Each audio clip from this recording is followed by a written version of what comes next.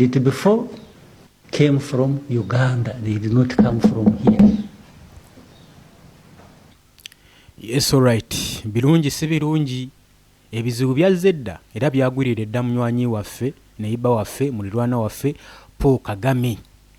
Kirabika omusajja Omumerika sanctions yakamala okuba eggwanga erya Rwanda tezaamumalidde. Agamba ekyo kikyayi kituuza agenze maaso n'okuteekawo embeera endala okunyigiriza eggwanga lino erya Rwanda okusobola okulaba nga Paul Kagame amala amampaati agamwegoloza nga omukadde Joba Ntina anaawanvuwa. Kakati nno amawulire agava mu nkuubo ekiwandiiko ekyakafuluma kiraga nti nno Amerika ayongedde okunywezaamu mu nnatti ku ggwanga erya Rwanda. Galaga nti visa ban, waliwo kye bayita visa ban. Amerika baninze visa entry ey'eggwanga erya Rwanda mu ggwanga erya Amerika. Oli ku Yugi Update Civic Sinziro bango tuwuliriza ng'omukwano gwange ali eyampuliriza. Wandigambye nti nno lwaki Paul Kagame bamusindiikiriza mu mbeera eno yonna yonna bweti. Kigambibwa nti Paul Kagame y'omu ku bagenda maaso n'okubaakinga abayeekera ba M23 abagenda maaso n'okutigomya eggwanga erya Democratic Republic of Congo.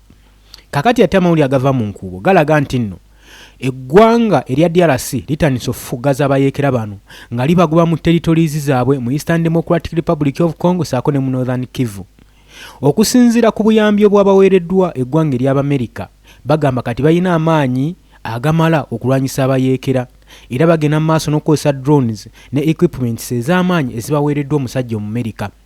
Omumerika ayagala kakasa nti nno Paul Kagame amuggobera ddala mu DRC olw'ensonga nti nno Donald Trump yagenda maaso n'okukola mineral deal n'eggwanga erya DRC saako ne Paul Kagame naye oluvannyuma Paul Kagame n'amwefuulira.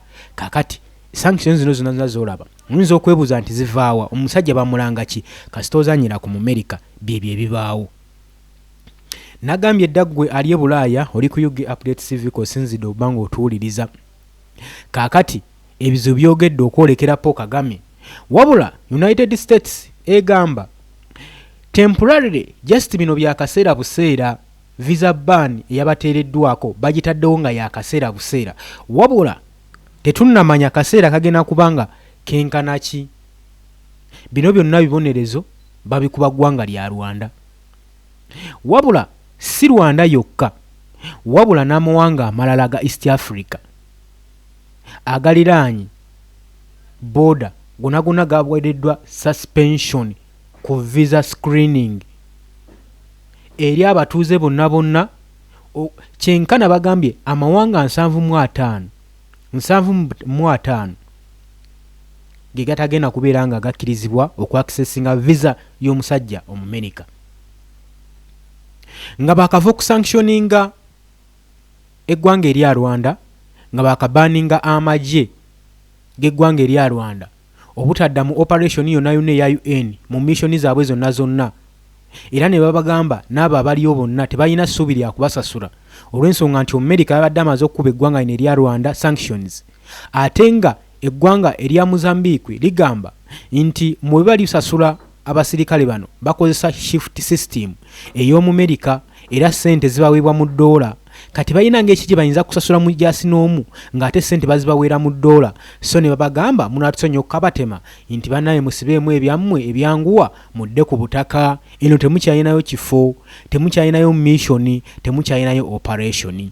Kino nno kyongera okuba nga kisannyalaza muganda waffe Paul Kagame kimulumya omutwe kimubobbya omutwe olw'ensonga nti embeera egenda maaso mu ggwanga lye yeebuuza alabira ddala agamba wawe natundira eggwanga lyange ekonomi eyongera okugwa. Nagambye ekikwatagana n'ekonomi ye egyongera okugwa olw'ensonga nti foreign aid zize nyini takyazifuna okuva mu ggwanga erya Amerika mu UK Belgium Germany obuyambi Paul Kagame takyabufuna. Bamulanga okubaakinga abayeekera ba M23 abagenda maaso n'okutta abantu mu DRC naye Paul Kagame excuse egamba weti yagamba nti kale sigaana mwani ntaddeko visa ban mwani nkoze buli kimu naye nange ngenda maaso n'okweprotectinga ebyo nabyo mulaba nkola mu DRC ngezaako kubanga nteekawo protection eri abantu bange mu ggwanga lyange erya Rwanda baleme kulumbibwa Bahutu.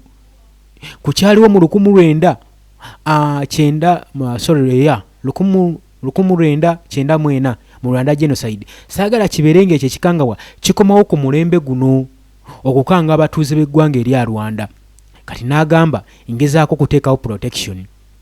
America agamba kale kati kiyakoze kugenda maaso n'okuddira ba generali ba chief of staff defense nasalawo n'abateekako envumbo mu ggwanga erya Rwanda era n'ayisa n'ekiragiro nti bano baba balinayo personal assets mu ggwanga erya America naga amawanga America gayinamu access gayinamu genkolagana tebagenda kubanga ba accessinga assets zaabwe tebagenda kuddamu kubanga ba accessinga banking financial systems zaabwe zona ziri banned olw'ensonga nti nno banyoomodde agreement eyagenda maaso n'okukolebwa Donald Trump eya peacekeeping mu Democratic Republic of Congo.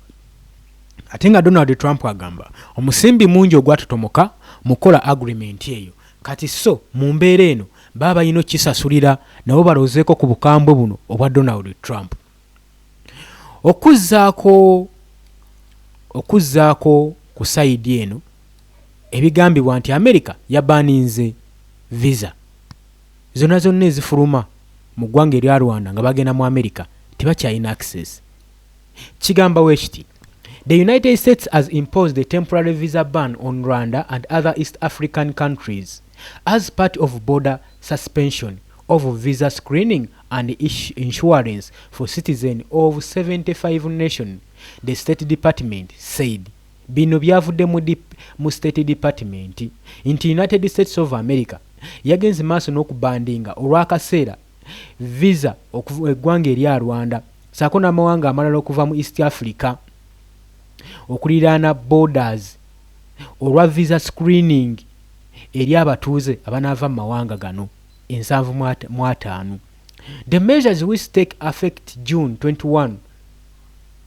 21st 2026 poses the insurance of immigrants and non-immigrants visa while USA authorities review how applications are assessed. Inti measures zino emitendera gino gigenda tandika ng'ennaku z'omwezi 21 June 2026 nga bagenda maaso n'okwepozinga okuteekawo insurance eri ba migrants saako ne ba non-migrants visa nga b'obuyinza mu ggwanga erya US bagenda maaso n'okubanga batunula mu application zino engeri gye zigenda okubanga ziteekebwamu. Nagambye birungi si birungi.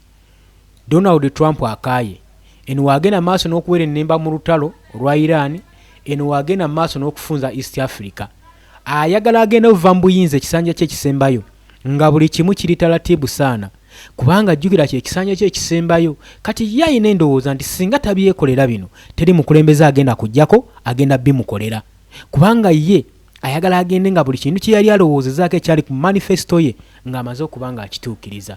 Oli ku Yugi Updates TV nyongera okujjukiza wuliriza. A directive set to US diplomatic missions worldwide and obtained by Fox News instructed consulars officers not to issue visa under existing rules during the review period. USA officers said African countries account for the largest share of those effects. Era nga bagamba eno enkola ey'okubandinga visa amawanga aga Africa agasinga gegagenda okubeera nga gali affected nga gakosebwa mu nkola eno.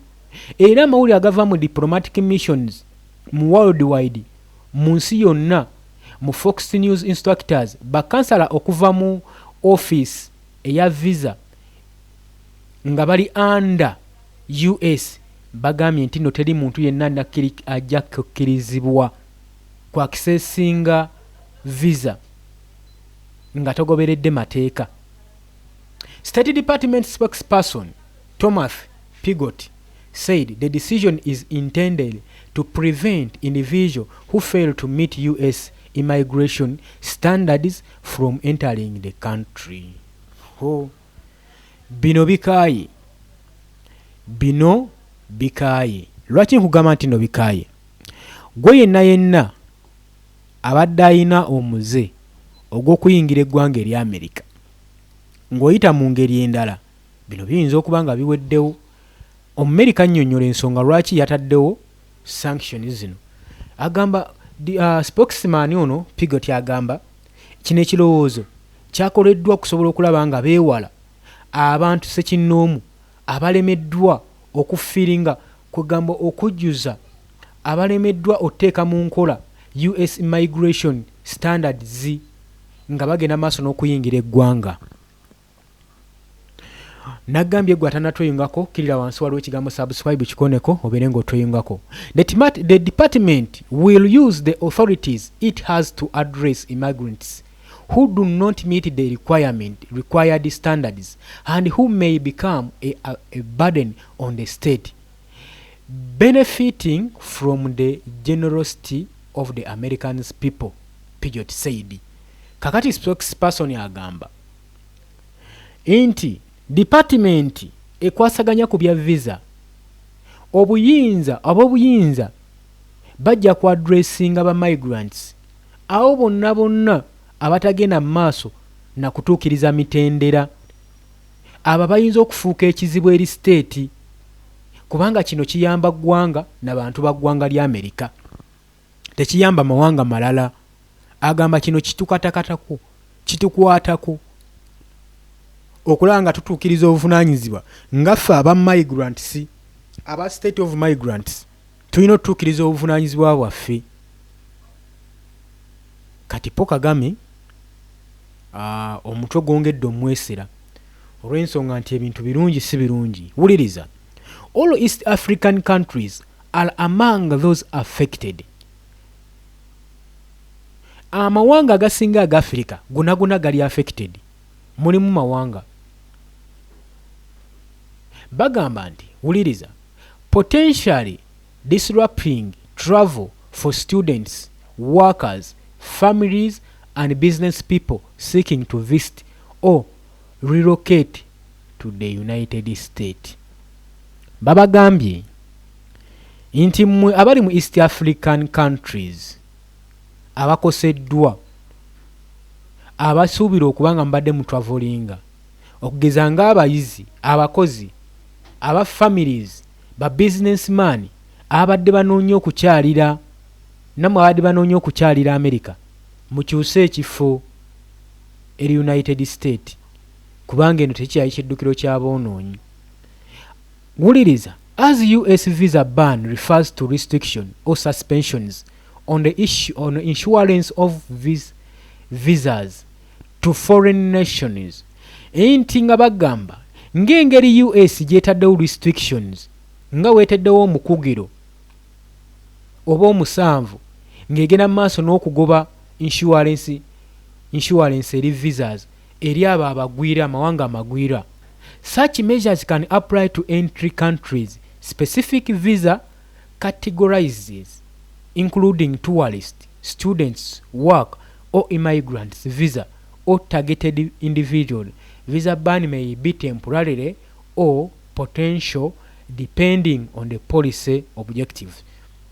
Ng'abagamba nti measures zino ze tutaddewo ez'okuapplyinga okuyingira mawanga, okugeza balina visas eziri mu category nga eza tourist, ba students, abakozi oba ma migrants visa oba abali targeted individual, ba individual abali targeted.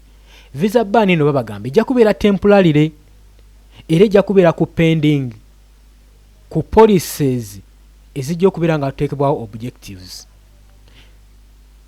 Kati ndowooza mukwano gwange olaba embeera egenda mu maaso. Tetumanyi nsonga lwaki abasajja bano banyiivu, tetumanyi lwaki bagenda mu maaso n'okubanga akazito konna bakatuuza ku Paul Kagame, wabula bamentioninga kimu East African countries, wabula ekyewuunyisa Uganda y'omu eri. Uganda luno eruwona tetunnaba kubanga tufuna information ekiralifying ku ggwanga erya Uganda nti oba nalyo lyakuteereddwako ku visa ban okuyingira eggwanga eri Amerika.